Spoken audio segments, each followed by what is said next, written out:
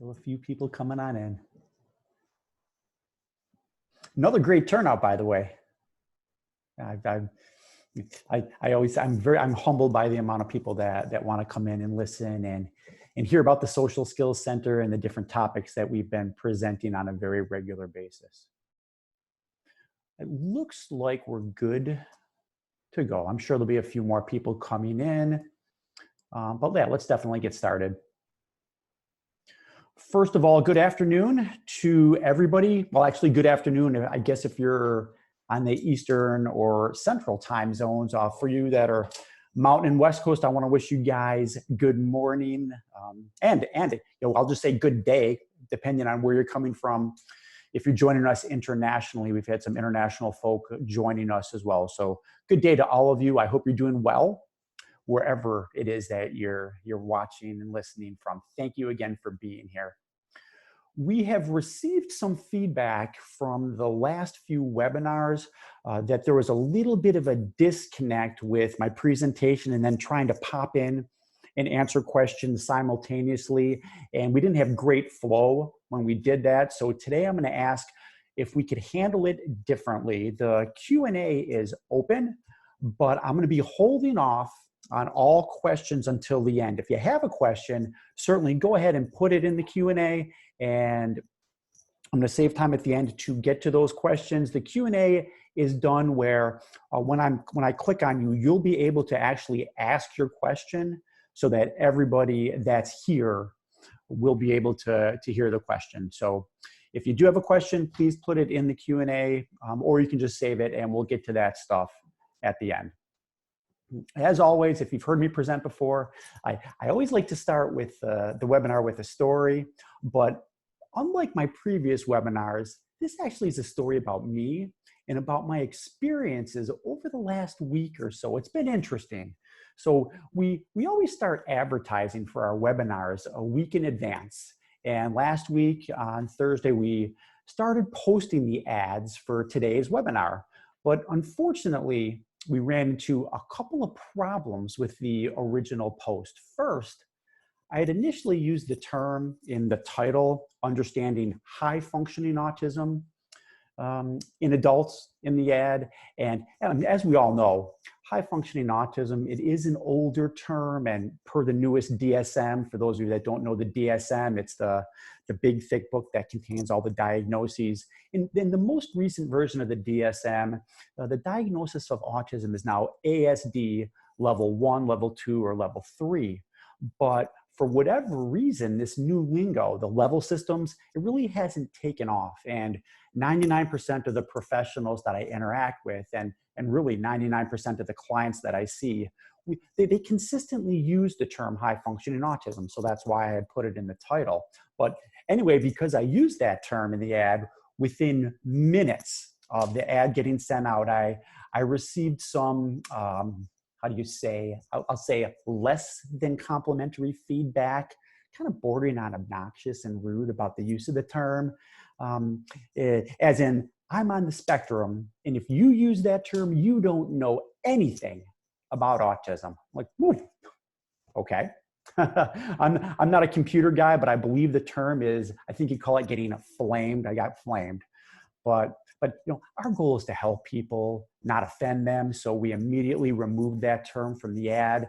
And ironically, the very next day I received an email from an adult who said she was on the spectrum, wanted to attend the webinar, but wanted to know if it was going to function, if it was going to focus on, you're guessing what I'm going to say, high functioning autism. So I'm like, oh, okay, other people are using the term. But simultaneously, we ran into a similar situation with the original graphic in the ad. We actually used a puzzle piece, which in the puzzles, it's used often by like the Autism Society with their ribbon and whatnot. But again, we kind of got flamed for that as well, and not wanting to offend anyone, we changed that graphic. I did additional research, and there's a huge amount of varying opinions on this from one of the comments that we received, which is, I'm not a puzzle that needs to be solved. I totally respect that and get it. And that wasn't my intent when we had that puzzle piece in there. All the way to the other extreme, which is, my son is a puzzle wrapped in an enigma I love the puzzle piece. Really to me, the puzzle piece that we used, it really, I guess it more symbolizes the challenges that those on the spectrum face when trying to navigate the social interactions, how it can be very challenging for them. We'll get to a piece of that today. But here's my point with this story is we all face challenges and we all face hard choices in our lives. And the reality is we're all criticized, flamed from time to time. That's just people being people. But here's the point is, how do you successfully navigate through the stressful, trying situations that we face in life? And ultimately, what are the skill sets that are necessary to overcoming obstacles? You see, in my experience, rigid mindsets are not going to bring you success in life, and neither will hostile attitudes. So for those of you that are on here right now, I've got a question for you, or if you're watching this on YouTube or another place later on, here's my question. What is your style when interacting with others? Are you like the few people who I mentioned above who they're quick to anger, they're maybe a little bit more rigid in their response style? Do you take situations that maybe are this big and turn it into something much bigger than it is? Or do you stop and think things through? Are you able to empathize, or at least try to empathize with the opinions and the viewpoints of other people? Do you display, a great word to me is couth. Do you display couth in your interactions? So take a moment and think about how you are and how you relate to others. All of these impact how you relate to the people around you. So if you're out there flaming people over things, how are you relating to others in your life? Are you able to, what's so important and valuable, are you able to connect with those around you at home, socially, in the workplace? Are you able to make friends and keep friends over time? Do you have long-standing relationships? You're probably aware, given the title of my business, the Social Skills Center, my bias is always on that social skills piece and how your different experiences impact your interactions with others. See, my goal, and my associate, Scott Miller, his goals are the same as mine. It's to help clients that we work with, both neurotypical clients and those on the spectrum. We want to help those that we treat, the clients, connect with others, because when it comes right down to it, I'm a huge believer that social skills are essential life skills. In that, if you are a really good communicator, if you're an awesome listener, if you know how to network, if you can connect with people in life, my belief is you will be successful. I say again and again that it's the social skills that are going to correlate higher with your success in life, even more so than school grades. So whether you're a graduate of high school or a graduate of Harvard, if you possess these essential life skills, my belief and the beliefs of those at the Social Skills Center is that you're going to be successful. Really quickly, I'll introduce myself. I'm Dr. Christopher Haley. I'm the owner of the Social Skills Center. I've been teaching these essential life skills both in person in one of my offices, or now because of the pandemic via telehealth. Actually, now the last 17 or so weeks, I've been teaching these social skills in an individual or one-on-one group format, and also in a group, in a one-on-one format and in a group format. I actually do 12 different social skills groups every single week for children as young as around 6 or 7 now. I do all the way up to older kids, teens, and adult groups as well. And as I just alluded to before, we've recently expanded our services to doing the telehealth via Zoom, using this HIPAA compliant format to teach the social skills in our one-of-a-kind model. A good portion of my week, and one of the reasons why I chose this as the topic today, is a good portion of my week is spent with adults on the spectrum, teaching them how to navigate these socially challenging situations. How do you appropriately disagree with someone? I'm just going back to the flaming thing. Or how do you resolve a conflict in a respectful way? And again, I say again and again, I use the word connections a lot. How do you make connections with others? And how do you maintain those connections over time? Because of the amount of the content, I've chosen to break the webinar down into two parts. Today, we need more of the signs and symptoms, or like the diagnosis of adults on the spectrum. And then 2 weeks from today, at the exact same time, I hope you can join us. I'm going to be providing tips and techniques in order to assist or help those that are on the spectrum. So let me jump into a slide. I did that very quickly. That's unlike me. Usually I struggle at that. Let's start with diagnosis. First and foremost, why is a diagnosis, any diagnosis, but particularly here of ASD, autism spectrum disorder, in an adult, why is it important? In my experience, after 21 years of doing this, the diagnosis is so helpful for many adults. Many have been struggling their entire lives. They've maybe been labeled as weird or not fitting in, being constantly or chronically bullied, maybe in elementary school, being in the periphery and not able to join into the group even though they've wanted to. Having a diagnosis from the adults that I've worked with and talked to over the last 2 decades, it explains these struggles, and so many adults have found comfort in the diagnosis and in knowing that they're not alone, that they're not on this island all by themselves, but there are others out there who've had similar experiences and have had similar struggles. That to me has been the most important reason for a diagnosis. But also diagnosis can help professionals like me. It can help guide the interventions. And a diagnosis can also do something like provide maybe workplace accommodations if the workplace allows for that. So many different reasons for the importance of a diagnosis. In general, though, there's really 3 different types of ways to come up with a diagnosis. The first, a lot of people do it, it's a self-assessment. Either they'll review that DSM, the book of diagnoses, they'll review the criteria for autism spectrum disorder, and they'll go down the list and they'll say, yeah, that's me, that one's not me, but that is me. Okay, so I do meet the criteria. That happens sometimes. Obviously, in this day and age, with the power of the internet, there's a whole bunch of more like the self-help online tests where you can go and get yourself tested. That's kind of on one extreme.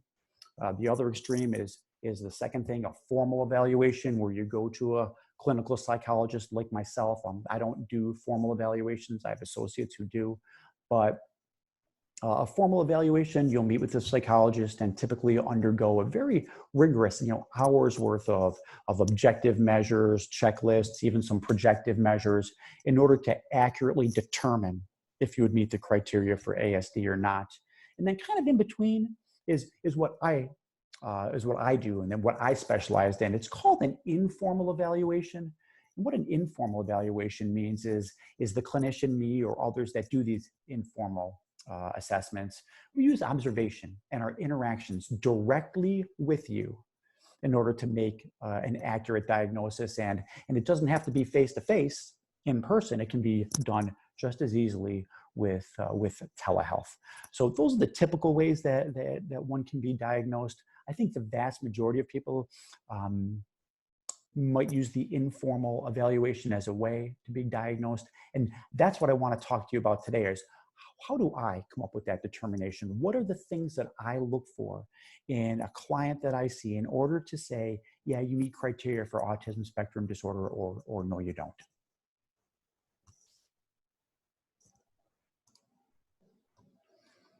So here are the things that I look for in an informal assessment. First of all, I want to preface this by saying that all these things are things that some people with autism have. Some do not. So this is not the first one's eye contact. If your eye contact isn't great, that does not mean you have autism. So a lot of neurotypical people don't have great eye contact either. So this is not, we look at each of these things individually and then collectively at the end. So I wanted to preface it by saying that. But oftentimes, in my experience, adults that are on the spectrum are not great with eye contact. And we make this determination by first we have to say what is socially appropriate. And I know I chuckle a little bit with socially appropriate because it's sometimes these social rules and norms are totally arbitrary. People ask me, what is appropriate eye contact? Well, in our society or in our culture, typically with eye contact, we're looking at someone for about looking them in the eyes. We'll get to that in a second. You look them in the eyes for 5 seconds, you glance away, and then you come right back. That's what's deemed in our culture, our society, as socially appropriate. Often with the adults that I'll assess, either there is very little or no eye contact, meaning when they're conversing with you, they might be looking over your shoulder or off to the side. And then there's almost no eye contact, or what happens some of the time is there's very little eye contact. The eyes come back for a second, and then they're quickly off in looking away from you. And by no means, some people struggle with this, by no means does this mean that individual is indifferent. It doesn't mean that they don't care or have a whatever attitude. That's not it at all. Again, based in my experience, I've had adults that say it's just uncomfortable. It's uncomfortable to look you in the eye. It is overstimulating. It is stressful to look in your eye. Or one adult actually told me this. How powerful is this? It burns. To look in your eye, it burns. Well, if when I looked in someone's eye, it burned, I'd be looking away too. They've done research on this. This could be due to an oversensitivity in a specific area of the brain. But this is what I know, and based on my personal research. Forcing someone to make eye contact, that's not helpful. that leads to anxiety. That leads to the person feeling even more uncomfortable. I've met countless adults who've been told throughout their lives, look me in the eye, look me in the eye, look me in the eye. Look, how annoying and frustrating is that? So in 2 weeks, I'm going to be dealing with eye contact, social cues, the things on the slide. I'm going to be coming up with tips and techniques. I have great ones for eye contact in order to help those on the spectrum with that. But again, I'm going to save all the tips and techniques for 2 weeks from now. Another struggle with some of the adults that I see that are on the spectrum is obviously with social cues. I know that you guys already know this. Reading body language, facial expressions, and things like that. Why is that? There's many reasons. One theory is that adults on the spectrum, they focus more on small, more focal body details rather than being able to look at the whole body, or it's possibly process movement differently. Another theory says that they're able to read body language, or many are, but that the adults struggle with putting themselves in the person's place to understand why they might be feeling the way that they are. But regardless of the whys, it leads to potential misperception. I had a mom on the spectrum one time that shared with me she came home after work and told her spouse that I really think that the boss is mad at me. And she found out, based on what she perceived was a nonverbal social cue. And it turned out the next day that couldn't have been further from the truth. So the hardest part always about nonverbal social cues is that they happen, boom, in a millisecond. So if happen to be frustrated and roll my eyes like I did right there, it's like half of a second or a quarter of a second. And if you're not in tune with that, you might not be able to understand that I'm frustrated. We'll talk about techniques on how to help that in a couple of weeks as well. As far as communication style, some adults on the spectrum have challenges with, we call it reciprocal communication, back and forth communication. And the rule of thumb here is if you're talking to one other person, typically 50% of the time you're talking, 50% of the time you're listening. Now, we're not going to sit there with our watches and time it, but just in general, if 3 people are in the room, a third of the time you're talking, 2/3 of the time you're listening. It's just a general rule. And it involves partners in a conversation working together to achieve that. Some have referred to this as, it's interesting, they call it the dance of communication. The dance of communication.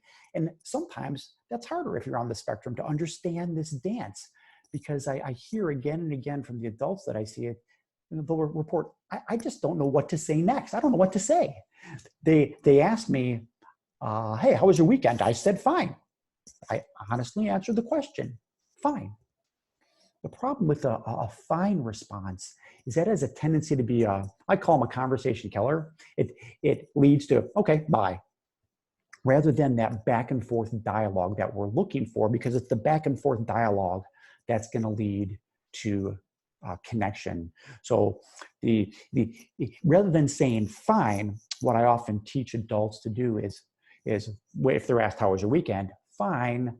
I went canoeing with my son on the Potomac. I'm up here in DC on the Potomac River, and that gives the other person something to grab onto, because then what's natural there is, oh, how was it?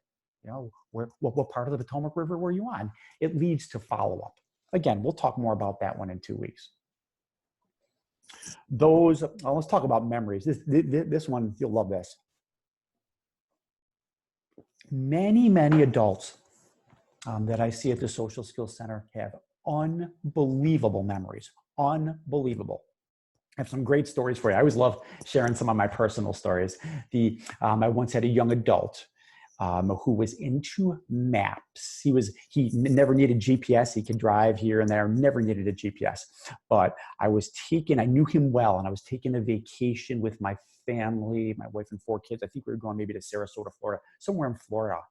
And he had commented in Sarasota about an intersection in the city. And he mentioned on the northwest corner is this, and then, the southeast corner, this is what you'll find. And I say, oh, well, I appreciate you sharing this information. When was the last time you were in Sarasota? He says, I've never been there. I've never been. I go, oh, how do you know that? He loves going on Google Maps and just checking places out. And I said, well, when did you look at the Google Maps about Sarasota? It's like a year ago. How impressive is that? That he knew exactly what was on that street corner from months, a year ago. Another great memory story I have is you've probably seen, you all know Rubik's Cube, this thing with the different colors, you put it together. You've probably all seen someone do a Rubik's Cube. I think we all have. But have you ever seen someone do a Rubik's Cube blindfolded? So this is, again, a young adult I knew who was really into a Rubik's Cube. Could take a scramble, this happened in front of me, scrambled Rubik's Cube. It was sitting down. He examines it, puts it down, closes his eyes, and he was not looking. I'll guarantee it. Done to completion. Jaw-dropping, the ability of that person to be able to do that. And then another one of my favorites is I also had a young adult who was very much into memorizing the digits of pi. Pi as in the number 3.14, and then after that, I have no idea what it is, but 3.14. And he had said that he memorized hundreds and hundreds of digits of pi. And I'm like, wow, I'd love to hear that. And then he went, I pulled it up, and he's like 3.14. And again, that ability to be able to harness memory like that is so impressive. I said to him, this is really funny. I said, dude, man, you got to do the Guinness Book of World Records for that. If you know hundreds of digits, and he looks at me and he smiles. He goes, no chance, Dr. Haley. He goes, you know what the world record is for digits of pi? I said, what? What is it like what? If you can do hundreds, what is it, 1,000? He goes, oh no, 66,000. Someone's memorized over 66,000 of the random digits in pi. That's impressive. But I was so impressed. It's just jaw-dropping, the memory power. Moving on, some adults on the spectrum have a hard time empathizing, which really means, putting yourself in somebody else's shoes or seeing the perspectives of other people. However, contrary to popular belief, most adults that I see that are on the spectrum have empathy. They do. I've spoken to so many that they say, basically, this is summarizing what many people have said. I just don't feel it like you as a neurotypical person would feel it. Or I've had one client say, I don't have empathy as a guide like you. And instead, I have to rely on my experiences from the past, and I have to rely on my intellect in order to know what's an appropriate way of responding. And that many spectrum adults have difficulty identifying and expressing their own feelings. And because of that, therefore, you certainly will have challenges understanding the feelings of another person.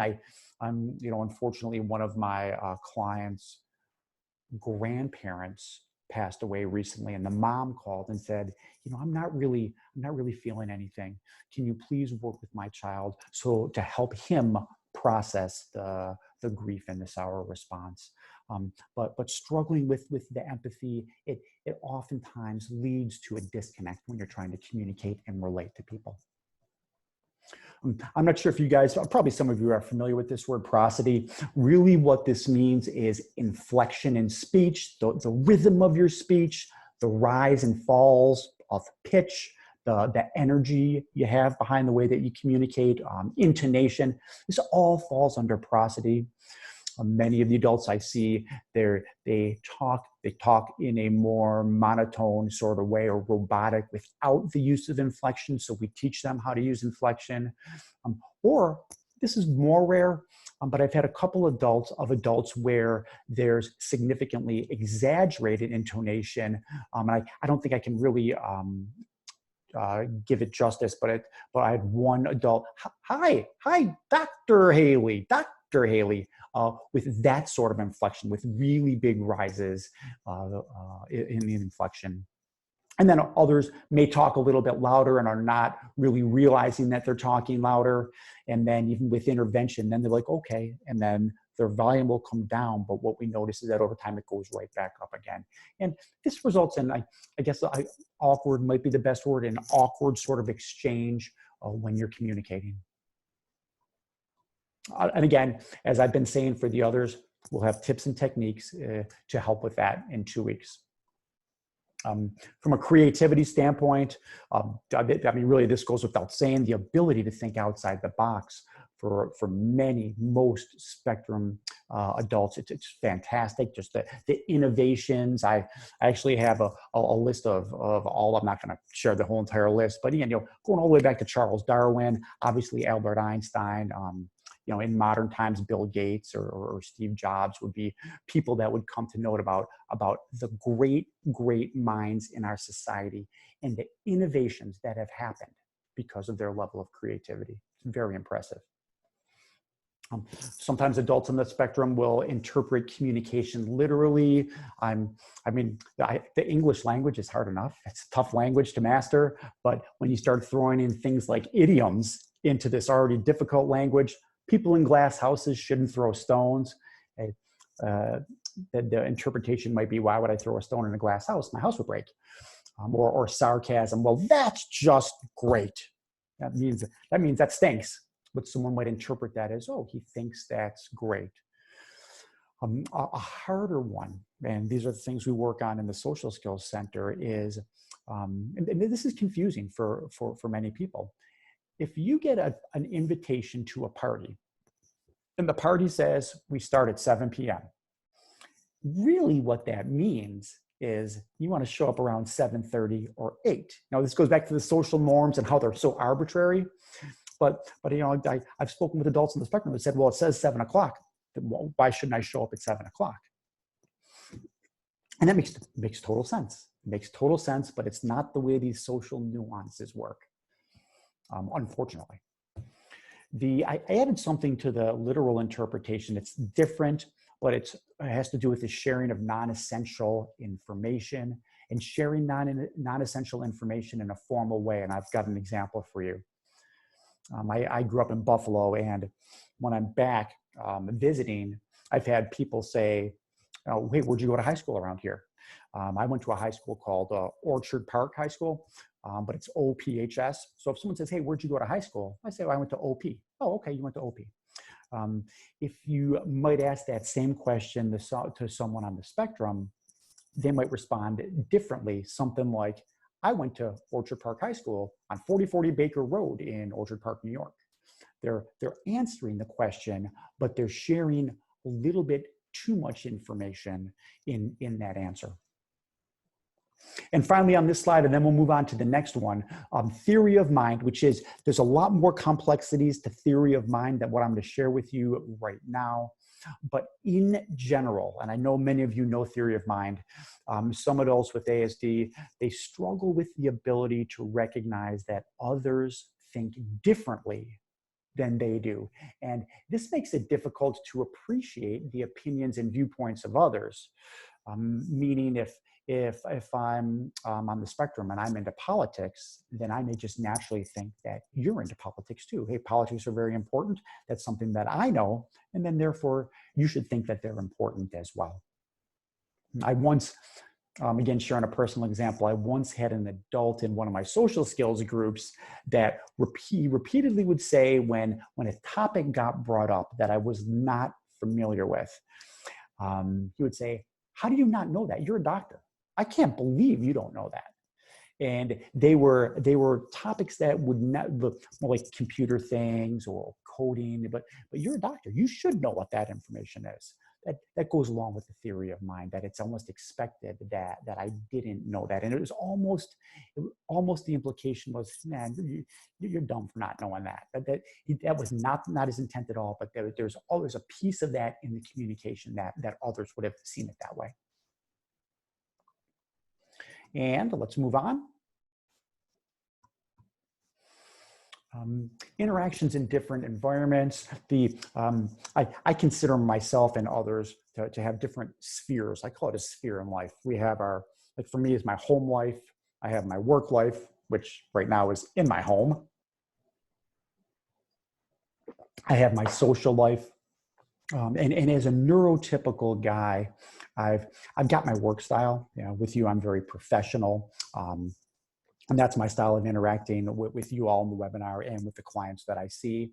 But if you were to come over to my house, I'm a big fan of Buffalo sports where I'm from. On a Sunday to watch football, I will guarantee that you'll see a different side of me then. And sometimes adults on the spectrum will have their one way of interacting, and that it's the same for their home life, social life, and work life. The restricted interests that's something I'll assess for when doing an informal assessment. Sometimes the interests are restricted and they go to almost to the point, I'll say, of obsession. Being completely engrossed in one thing, learning everything about it. And that's all you talk, going back to the theory of mind, that's all you talk about. So if I'm into cars, that means when I'm at work, at lunch, I'm talking about cars. And if there's if you're having dinner with someone, then I'm talking about cars. And these different spheres of life, that's what you're talking about. And this really starts at a younger age. Trains is always the popular example. Dinosaurs is a popular example of kids when they're younger. They'll learn everything about it. Pokemon cards, Magic the Gathering, playing cards, things like that. And those in the spectrum often will become very engrossed in it and learn everything. And baseball stats, know the batting averages, excuse me, of everybody here on the Washington Nationals batting team, the world champion, I have to say, Washington Nationals. From a social skills standpoint, and at the Social Skills Center, this is one of the bigger things we focus on is the friendships, and that those in the spectrum often report a hard time making and maintaining friends. It's challenging. There's a huge myth that those in the spectrum do not want friends. Most, in my experience, the vast majority do. I've met some though that said, no, I prefer not to interact with anybody. If I could live on an island all by myself, I would. And many of the adults on the spectrum, while they want to have connections with people, they do enjoy alone time too, like neurotypical adults as well. But they're not. Their goal is not to go off to college and be president of the fraternity and have 50 great friends. That's not oftentimes what they're looking for. And sometimes in social situations, unfortunately, and again, part of our program is working on this, is not coming across as cold or sometimes described as rude, standoffish, self-centered. We'll talk about tips on that one in 2 weeks as well. The overreactions, that's turning, I spoke about this at the start, it's turning little molehills into really big mountains. An example that I frequently use is a former patient of mine. He was probably maybe 23, 24 years old. This is a true story. He one time, didn't seem like a big deal, might not too. He opened up a cereal box from the bottom. opened it up the wrong way. And the report from the parents was he had such a meltdown over opening up the cereal box the wrong way that he threw it out, went to the store. I think they drove him to the store to buy another cereal box to make sure he opened it up the right way. I met with an adult last week who sent an email to his college professor, and the professor didn't respond. So he sent him another email saying, if you're not going to get back to me, there's going to be a problem. Probably not the best way of handling that.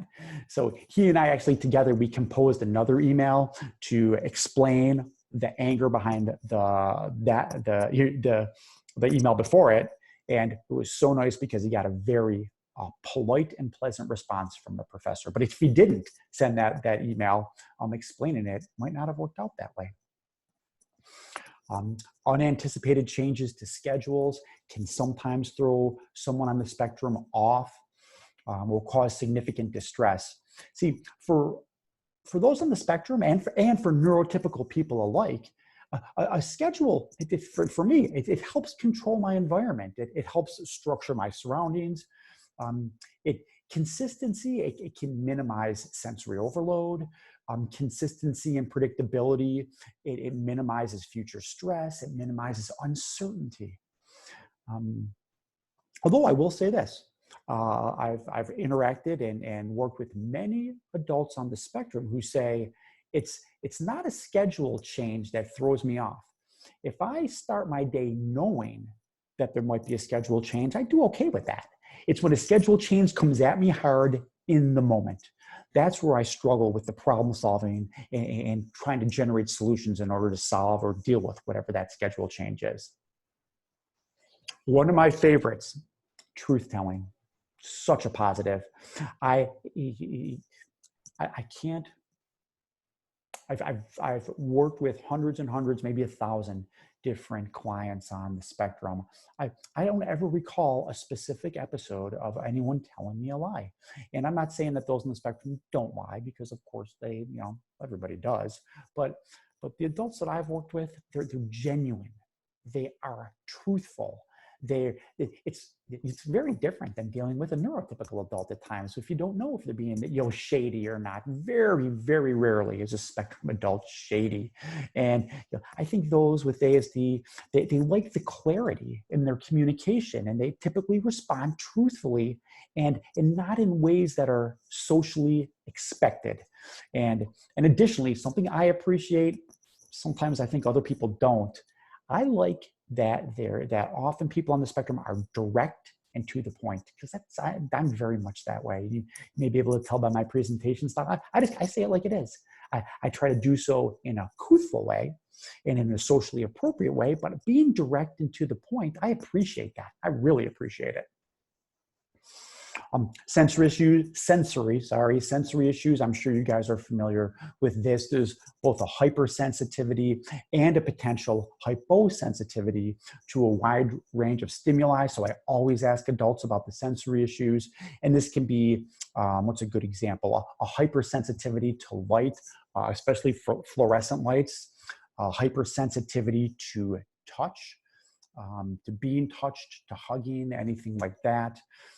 When I spoke with an adult on the spectrum earlier this week, and he said when he's out to dinner and there's a lot of people at the different tables, everything becomes noise to him. Everything becomes noise and he can't tune it out. So he was talking about a date he was on and the hard time he had paying attention to what she was saying because of everything going on around him. It was just stimuli overload, unfortunately. I spoke with another adult earlier this week he gets frustrated with family dinners because of chewing sounds, the knife sound when people are cutting on like a ceramic plate, that you can kind of picture that sound. And he got overwhelmed and had people leave the table. And he even went so far, because of the stimuli overload, to go to the clocks that were ticking and stop them, just to get calmness and peace. Some people, I think they overestimate. I'm going down to polarized thinking. They overestimate the amount of those on the spectrum that have this, which is the black and white, the all or none thinking, or there's no room for gray here. You know, the majority of adults, again, I think it's a myth that's how adults on the spectrum always think. I think it's a myth. Sometimes the adults are a little bit more driven by rules or more willing to follow rules. Not necessarily a bad thing. Kind of wish we had a little bit more of that, wearing masks, etc., in our society. And finally, the hygiene piece. Again, this is not across the board, but due to oftentimes due to sensory issues and sometimes a lack of social awareness issues. A really good example is that many of the adults that I see, they'll have beards, but they're not like well kept beards. They're more like longer and shaggier. I've had adults that say, I just don't like to shave because I can't stand the feeling of the razor on my cheek. That would make sense. I've had adults say that come in with bedhead or go to the workplace with bedhead. Who cares if I have bedhead? What does that have to do with anything? Or I get this a lot nowadays with people being more quarantined is, why shower? I'm not going out today.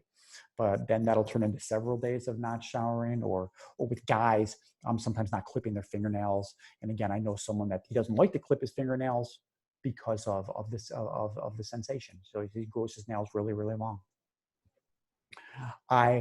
It's a summary of the issues that I look at, both the strengths and weaknesses of those on the spectrum prior to making the diagnosis. Oh, I do want to say a couple other things.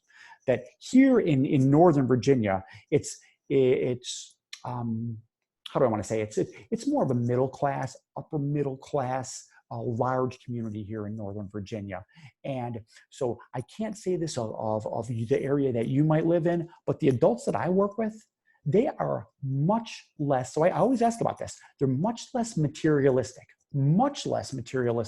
than the neurotypical adults that I know, including I had one person say, why everybody drives these Mercedes around here? Why would I spend $70,000 on a Mercedes when I can buy a Honda for half that and it's more reliable?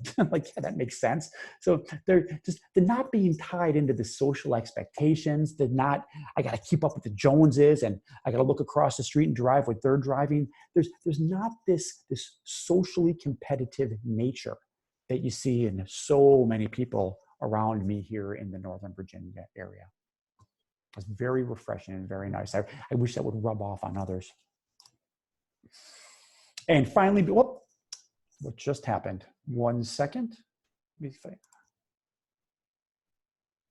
I stopped my screen sharing. Oh no. I could probably tell you guys about this. Slideshow. Let me see if I can get this. I think I can figure it out. Oh, but then you're not going to be able to see it. Bear with me 1 second, please. This is one of those times where I'm like, I don't know how to solve that, but I actually want to get it up. So let me minimize that. Oh, I can't minimize that.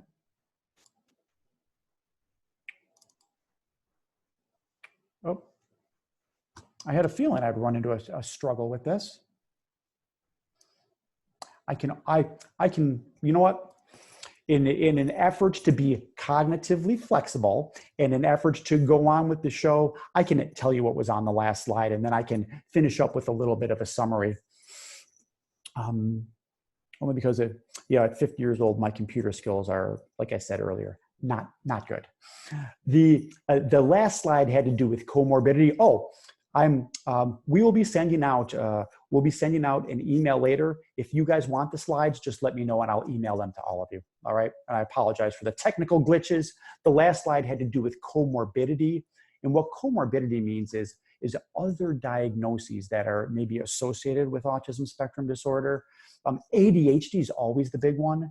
So many adults that come into the Social Skills Center were initially diagnosed with ADHD, some accurately, and some totally misdiagnosed.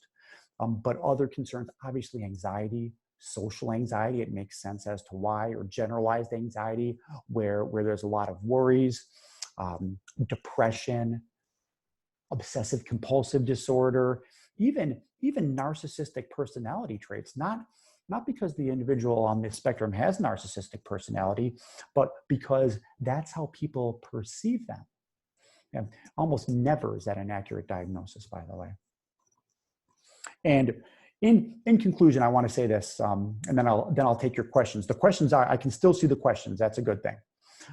We all know that everyone is different. We all know that ASD is a spectrum, meaning there's a wide range of symptoms and a wide range of severity, and that every child, teen, and adult with an autism spectrum disorder has unique experiences.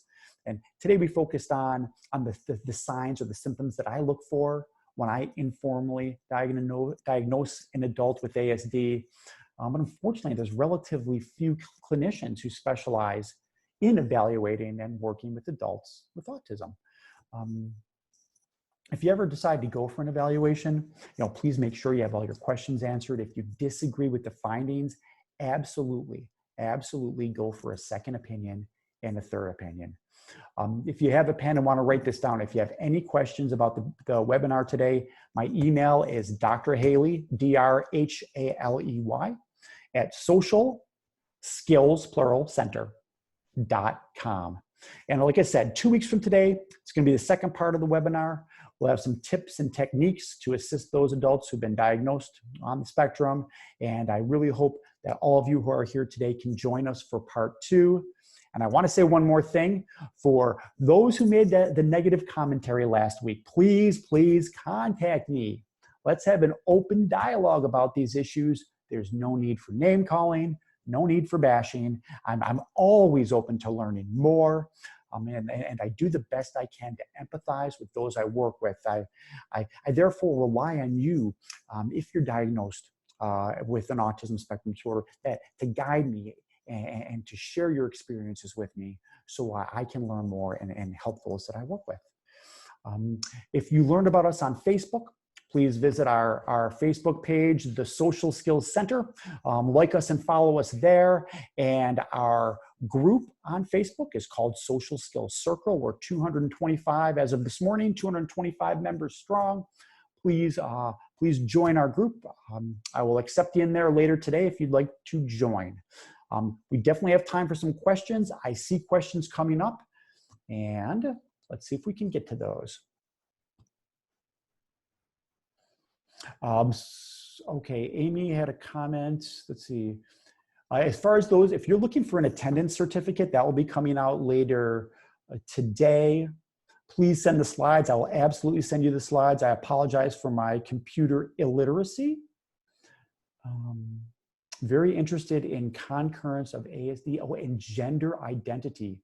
Yes, absolutely. That wasn't covered today. That actually is a whole webinar in and of itself. But that's definitely something that we can tackle in either a future webinar, or if Dara, if you want to contact me on that, I would be more than happy to have a dialogue with you there.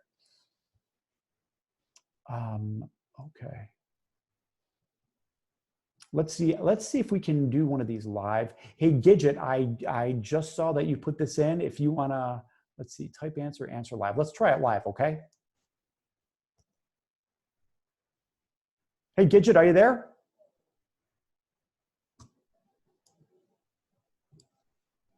I wonder, because I logged off, I wonder what happened. Oh, let me look in the chats. Oh, yeah. Someone just said I might have exited the tab. Oh, no. I apologize, guys. We can take notes. Thank you. Thank you, Sue. Tess asked a question about, these are all going on if you guys, it might be easier just to go to the chats now if you want. What about answering no when they should say yes, or vice versa? My nephew, who is 17, is hungry, but when I ask him if he is hungry, he says no. I just fix the food and tell him to come eat. He runs to the table and garbles the food. Yeah, there's a whole bunch of things in that one that is going to require a much longer response. But that's definitely something that we can work with to get him to respond the right way. That I've heard the yes when they mean no, no when they mean yes some of the time. It's not something that happens super often in my experience. And then the other thing I want to mention, Tess, is the garbling down of the food. Very common. for those on the spectrum to not be as aware of their physical appearance and having that awareness, so that, for example, a 17-year-old who's off at high school eating in the cafeteria, that can lead to people being like, ew, gross, disgusting, and whatnot. So those are things. And the way I recommend you help him there is with his consent. I wouldn't do this behind his back. I would videotape a meeting and then play it back for him so he sees what other people might be seeing. This is from Noel. What is the polite way to let individuals on the spectrum know that you've heard enough about their obsession for the moment? Okay, Noel, that is such a good point. Let me address that right now. We do a disservice as adults. We do a disservice to other adults, to kids, to our children, when we allow them to go on and on and on. My attention span, much like all your attention spans, is probably 30 seconds or less. So if you're communicating with me and you're going on for more than 30 seconds, me, like many other people, I'll be nodding, excuse me, like I'm listening, but I'm thinking about my grocery list. I'm thinking about which kid I have to pick up after the webinar. That's what I'm thinking about. The purpose of communicating is to deliver a message. And if the person you're talking with is not listening, then you're not communicating your message. So it is okay and appropriate to politely stop them and ask them to take their message and be very concise with it. Very concise, 3 or 4 sentences. That's it. 3 or 4 sentences, then we're going to sit back and listen and give the other person a chance to respond. So we want to, and my recommendation there is to talk with that person before that. So you say, hey, I've noticed that you're talking for lengthy periods of time. I just want to let you know that my attention span, like most people's, is 30 seconds. Let me help you deliver the message in a succinct way. If you have further questions about that, Noel, please let me know. Okay.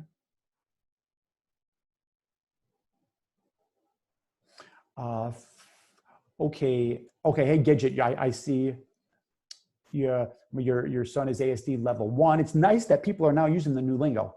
Diagnosed 3 years ago. As we learn more about ASD, my husband and I see autistic traits in ourselves. Is it common for children with ASD to have parents with ASD? The answer is absolutely. I would say more often than not, Gidget, for the kids that I see that are on the spectrum, more often than not, one of the parents, or sometimes both parents, has at least some traits of autism. And then Julie, do ASD people register hunger and thirst? My response to that is yes, but in my informal evaluations, Julie, that's not a question I typically ask. Now, we do know, I spoke about the hyposensitivity and hypersensitivity. There may be neurologically something in that particular area of the brain that might work differently than a neurotypical person. But in my experience, yes, they do experience hunger and thirst, although it might be different than the way I might experience it. Any other questions, guys? As always, I appreciate your focus and your attention. I appreciate you being here. I hope that the majority of you can join us later on in 2 weeks for the tips and techniques. I'm going to try to make that one as hopefully as interactive and as informative. I should say as informative as this one. Thank you, Julie, for the kind words. And then Gidget, I know you made another comment. We keep debating which one of us is ASD. I'm going to share that, Gidget. She just says, we keep debating. She's talking about her and her spouse. We keep debating which one of us is ASD too. We both lack social awareness. The black and white thing in that we have spoke of literal interpretations and overreacting. There is help out there. My thinking and my recommendation for you is, I've always said that if you're looking to change, whatever that might be as a parent, change starts at the top. And if you don't possess those skills, it's a little bit harder to teach your kids those skills. I'd go out and I'd practice that stuff. I'd go out and I'd practice it. I'd become proficient at it. And then you're going to have a greater skill set to be able to help your child. And we found our perfect match That was awesome. Thank you. Jonna, thank you for the kind words. I really appreciate it, guys. I really appreciate it. I apologize for the technical difficulties at the end, but I'm sure you understand. Have a great rest of the day, and I'll see you in 2 weeks. Bye, guys.